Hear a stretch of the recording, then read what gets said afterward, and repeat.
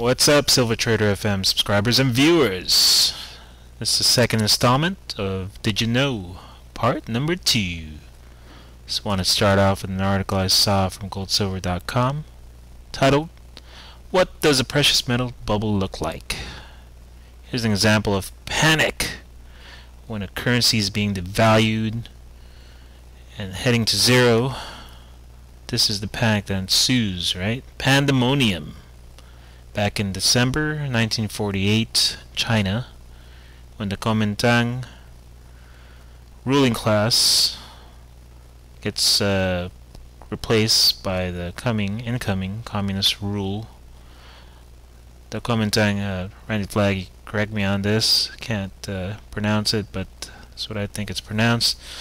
Kuomintang decided to distribute 40 grams of gold per person. This is the panic and pandemonium that ensued at the local bank where they were distributing this.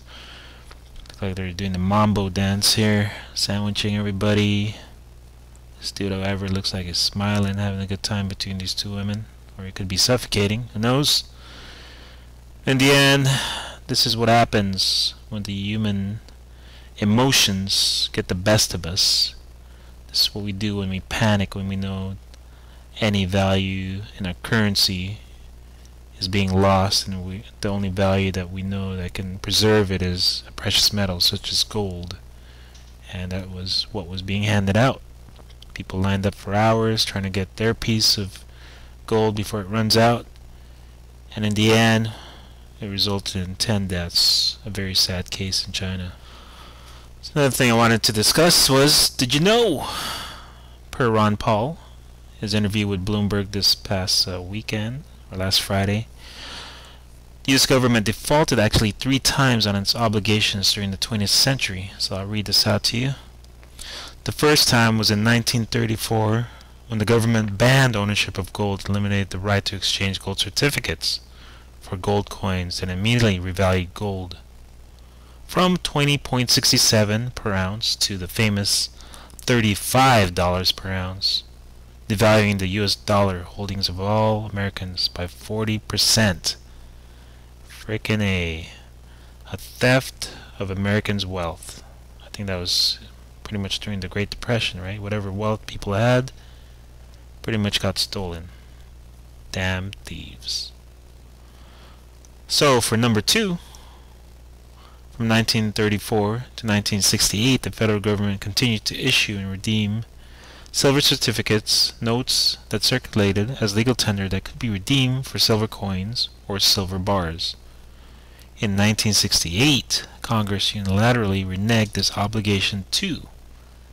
Damn thieves, man. See how these politicians can just rob its people blind? Pretty much telling you that your receipts for your physical silver is no longer any good. So that's default number 2. The third example was a recent one from this famous Presidente. 1934 and 1971, foreign governments were permitted by the U.S. government to exchange their U.S. dollars for gold through the gold window.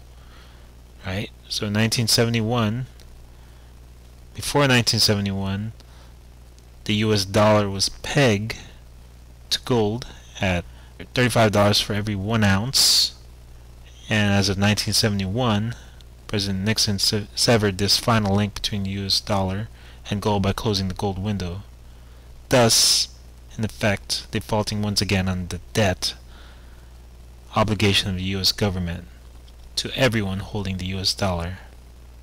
Another robbing of not only the United States but of the world. This time we said F you, all of you US dollar holders. Now you truly own pieces of paper junk. So all the nonsense happening, the comedy show, the sideshow act that's happening between Republicans and Democrats trying to decide on this stupid debt ceiling that we know is eventually going to go up another $2, $3, $4 trillion, and they're not going to control their spending. That's why they need to raise it. It's all a bunch of sideshow BS, so don't believe any of that. So I would think number 4, if you haven't realized what it is the United States printing away to infinity the US dollar until its value becomes close to nothing, which may cause this type of panic to the precious metals, gold and silver.